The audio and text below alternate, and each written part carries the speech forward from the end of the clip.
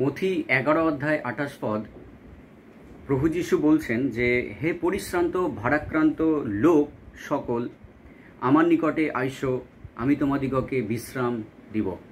যখন প্রভু যীশু বলছেন যে পরিশ্রান্ত ভারাক্রান্ত লোক আমার কাছে আসো, তিনি অ্যাকচুয়ালি সবাইকে আহ্বান করছেন। সমস্ত পরিশ্রান্ত ও ভারাক্রান্ত মানুষ যারা মনে করছে যে তারা ভারগ্রস্ত এবং তারা ক্লান্ত, তাদের জীবনে অনেক বোঝা রয়েছে, যিশু তাদেরকে আহ্বান করছেন তার কাছে আসবার জন্য। কারণ প্রভু যীশু খ্রিস্ট শান্তিদাতা এবং তিনি বিশ্রামদাতা। যিশু বলছেন, আমার কাছে এসো পরিশ্রান্ত ভারাক্রান্ত লোক, আর আমি তোমাদেরকে বিশ্রাম দেব। যিশু এখানে প্রমিস করছেন, তিনি প্রতিজ্ঞা করছেন যে তিনি বিশ্রাম দেবেন তাদেরকে যারা বোঝার ভারে ক্লান্ত, যারা পরিশ্রান্ত, যাদের জীবনে অনেক বোঝা রয়েছে। যিশু তাদেরকে আমন্ত্রণ জানাচ্ছেন, এটা একটা ইনভিটেশন। তিনি তাদেরকে কাছে ডাকছেন যে তোমরা আমার কাছে এসো এবং আমি তোমাদেরকে বিশ্রাম দেব। আমি বলতে চাই যে যিশু বিশ্রামদাতা, তিনি প্রকৃত আমাদেরকে বিশ্রাম দেন।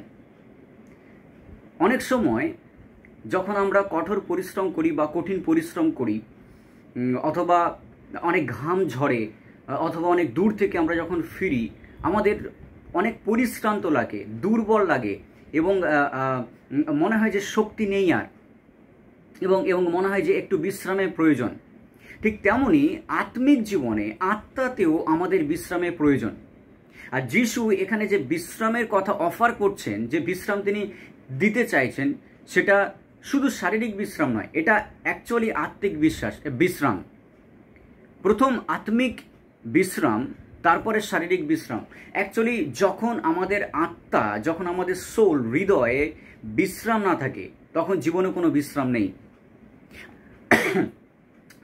মানুষ আজকের বিশ্রামের খোঁজে বিভিন্ন জায়গায় দৌড়ে বেড়াচ্ছে। এই বিশ্রাম পাওয়ার জন্য আজকের মানুষ কত পয়সা ব্যয় করছে, কারণ মানুষ একটু সুন্দর পরিবেশ চায়, মানুষ একটু সচ্ছলতা চায় জীবনে, একটু আরাম চায়। কিন্তু ফিজিক্যাল আরাম দিয়ে কখনো আত্মিক প্রয়োজনীয়তাকে পূর্ণ করা যায় না। আত্মিক যে বিশ্রামের প্রয়োজন, সেটা বাইরে থেকে কখনো সম্ভব নয়, সেটা সম্ভব একমাত্র ঈশ্বর থেকে। ঈশ্বরই পারেন আমাদেরকে আত্মাতে বিশ্রাম দিতে। আর সেই জন্য যীশু খ্রিস্ট তিনি নিজের কাছে প্রত্যেককে ডাকছেন। যে কেউ তার কাছে আসবে, সে সেই আত্মিক বিশ্রাম লাভ করবে। এখানে প্রভু যীশু পার্টিকুলারলি কাউকে ডাকছেন না, তিনি পার্টিকুলারলি কোনো ধর্মীয় গোষ্ঠীকে ডাকছেন না, তিনি প্রত্যেক মানুষকে আহ্বান করছেন। যে কেউ পরিশ্রান্ত ও ভারাক্রান্ত, বোঝার ভারে ক্লান্ত, তারা যিশুর কাছে আসুক, আর যিশু তাদেরকে বিশ্রাম দেবেন। আমি বলতে চাই, বহু মানুষ যারা যিশুকে চেনে না, যারা যিশু থেকে দূরে, সত্য ঈশ্বর থেকে দূরে পড়ে রয়েছে, তারা প্রত্যেকেই কিন্তু বোঝার ভারে ক্লান্ত, তারা পরিশ্রান্ত আত্মিক জীবনে। আর সেখান থেকে উদ্ধার পাওয়ার জন্য, সেই আত্মিক বিশ্রাম পাওয়ার জন্য তারা বিভিন্ন রকমভাবে বাহ্যিক কার্য করে থাকে, বাহ্যিকভাবে তারা সেই আত্মিক বিশ্রাম লাভের জন্য তারা প্রচেষ্টা চালাচ্ছে। কিন্তু যিশুর বাইরে কখনো সেই বিশ্রাম পাওয়া সম্ভব নয়।